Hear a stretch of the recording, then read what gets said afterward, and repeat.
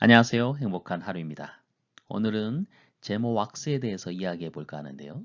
제모 왁스, 송진, 또 밀랍, 고형 파라핀 등이 주성분인 왁스를 녹여서 제모 부위에 바른 다음에 왁스를 물리적으로 뜯어내면서 모근 자체를 제거하는 제품입니다.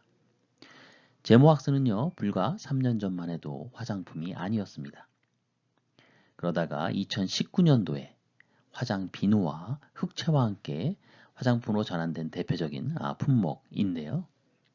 그렇다면 이 제모 왁스가 화장품 중에 기능성 화장품에 해당이 될 수 있을까라는 주제를 던지면서 오늘 이야기 이어갈까 합니다.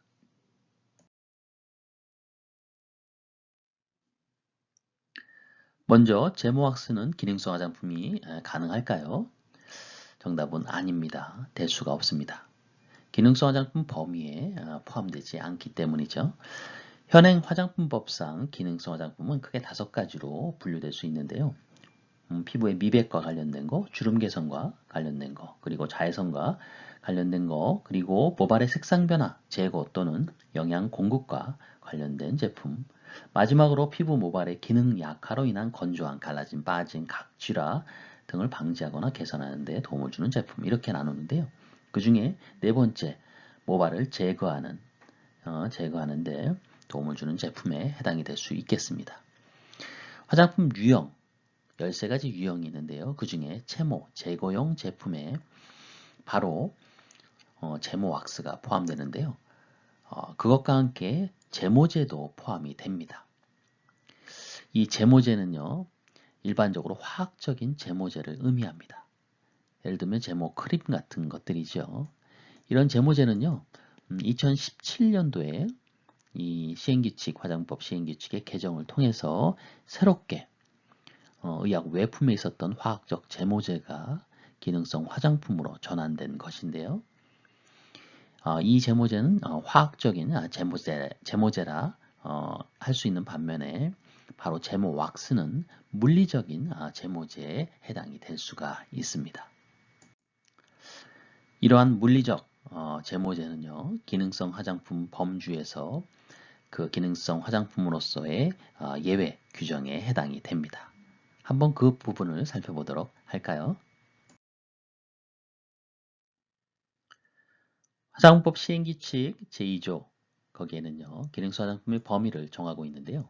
화장품법에서 정하는 5가지를 세분화해서 그 범주를 11가지로 나누어서 정하고 있습니다. 그 중에 제7호가 바로 채모를 제거하는 기능을 가진 화장품을 기능성 화장품의 범위에 포함하고 있지요. 그런데 여기에 조건이 달려 있습니다. 물리적으로 채모를 제거하는 제품은 제외하고 있습니다.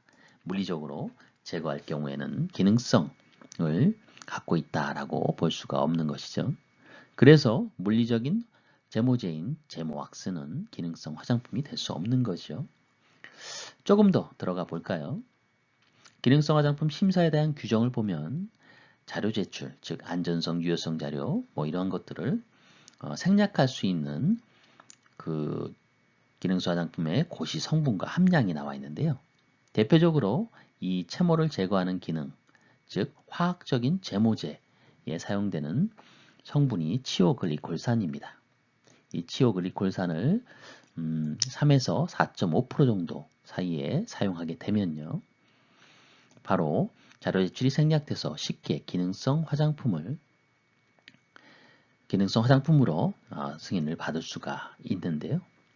뭐 여러 가지 전제 조건이 있습니다. pH는 7, 12.7, 7부터 12.7 미만이어야 되고요. 또한 제형은요, 액제나 크림제, 로션제, 에어로졸제에 향한 제형은요, 액체, 크림제, 로션제, 에어로졸제에 한합니다. 즉, 이 제형이 이 4가지 제형의 형태이고 치오그리콜산 80%짜리를 사용해서 순수한 치오그리콜산으로 3.0에서 4.5% 사용한 후에 pH 범위를 7.0에서 12.7 사이로 맞추어 주면 바로 기능성 화장품에 대한 심사를 받지 않고 보고를 통해서 쉽게 기능성 화장품을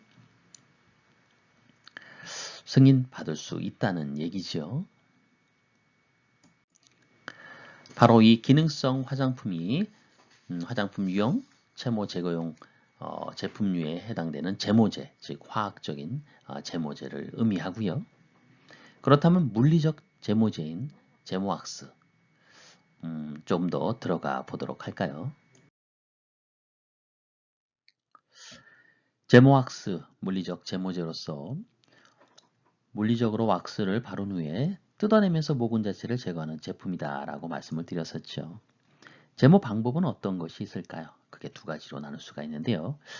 왁스를 녹여서 제모 부위에 얇게 바른 후에 천을 이용해서 털의 역방향, 혀의 역방향으로 떼는 방법, 바로 소프트 왁스가 있고요. 또 하나는 왁스 자체를 두텁게 발라서 뜯어내는 하드 왁스 방법이 있습니다. 이렇게 강제적으로, 물리적으로 또는 이렇게 물리적으로 강제성을 부여한 상태로 이렇게 물리적으로 강제성을 부여한 상태로 떼어내다 보니까요. 피부에 굉장한 자극을 줄 수가 있습니다. 그래서 일부 부작용들을 초래하기도 하죠. 통증이 발생하기도 하고요. 일부는 화상을 입기도 합니다. 또 피부 자극으로 인해서 추후에 홍반이라든지 색소 침착 등의 현상이 나타나기도 합니다. 이러한 제모를 하는 제품의 경우에는요. 여러 가지 부작용들을 초래하게 되는데요. 한국소비자원이 발표한 바에 따르면 이러한 피부 발진 등의 현상들이 주로 나타나게 됩니다.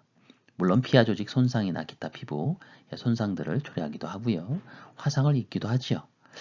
물리적으로 제거하는 물리적인 제모제, 제모왁스의 경우에는 주로 이런 피부나 피하 조직 손상이 많이 일어나고요. 화상을 주로 입는 형태로 나타나기도 합니다.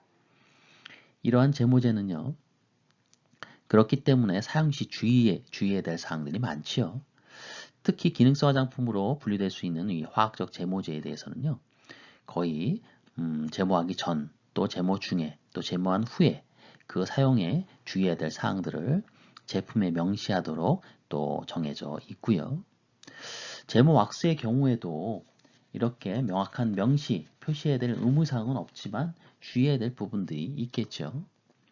왁스를 데워서 사용할 경우에는 뜨거워진 왁스로 인해서 화상을 입을 수 있기 때문에 제품에 표시된 사용 방법과 적정한 온도를 준수할 필요가 있겠고요. 물리적으로 또 강제적으로 제모를 제거하는 과정에서 피부에 자극이 발생하니까 민감성 피부인 경우에는 주의를 또 해야 되겠죠. 그래서 왁스 사용할 때는 피부에 팔 안쪽 상단 부위에 패치 테스트를 해본다든지 그런 형태로 사전에 피부 테스트를 사용하고 피부 테스트를 한 후에 사용하는 것이 좋을 것 같습니다. 또 왁스를 사용하는 중에 따갑거나 불쾌감 또는 자극이 발생된 경우에는 즉시 중단해서 물로 충분히 씻어냅니다. 그리고 전문의와 상담을 해야 되겠죠. 또한 왁스를 통해서 자가적으로 제모 왁스를 사용할 경우에는 자가적인 주의를 통해서 또한 이러한 왁스를 가지고 시술을 받을 경우에는요. 주의가 필요합니다. 시술은 공중위생법상 미용업으로서 국가기술 자격을 갖춘 자의 국가기술 자격을 갖춘 자에게 받아야 하는데요. 자칫 불법 시술자에게 받지 않도록 또 주의를 할 필요가 있습니다. 왁싱을 사용한 전후의 관리 방법으로는요.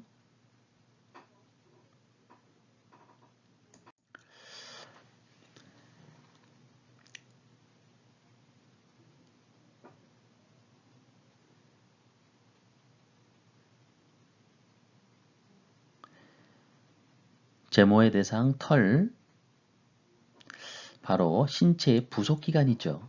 신체의 부속기관으로서 피부에 분포하는 털은 약 400만 개에서 500만 개에 이르고 있답니다.